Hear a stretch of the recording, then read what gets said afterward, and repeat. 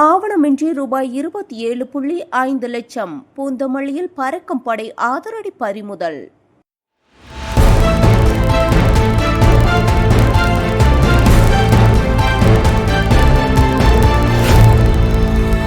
செம்பரம்பாக்கத்தில் தேர்தல் பறக்கும் படையினர் சோதனையில் உரிய ஆவணங்கள் இல்லாமல் எடுத்து செல்லப்பட்ட ரூபாய் 27.5 லட்சம் பணம் பறிமுதல் செய்யப்பட்டது.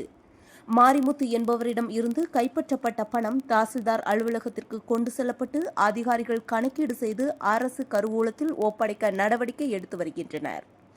செய்தியாளர் வினோத்குமார்.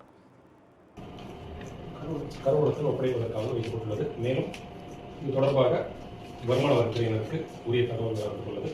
இது தொடர்பாக சம்பந்தப்பட்ட நபரிடம் மேல் விசாரணைக்கு உட்படுத்தப்படும்.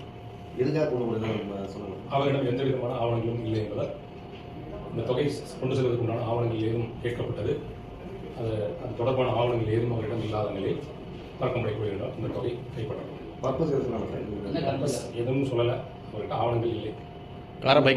கொண்டு செல்றோம், ஆவணங்கள் இருக்குதான், உரிய ஆவணங்கள் இருக்குதான் கேட்டிருக்காங்க. ஆவணங்கள் இல்லாதனால நிலம் வாங்குவதற்கான தகவல் அவர் சொன்னார். பட் அது அதற்கான ஆவணங்கள் எதுவும் சமர்ப்பிக்கிறாங்க.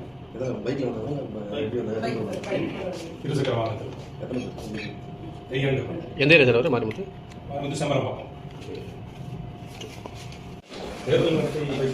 தேர்தல் காலம் என்பதால் இது எந்த 50,000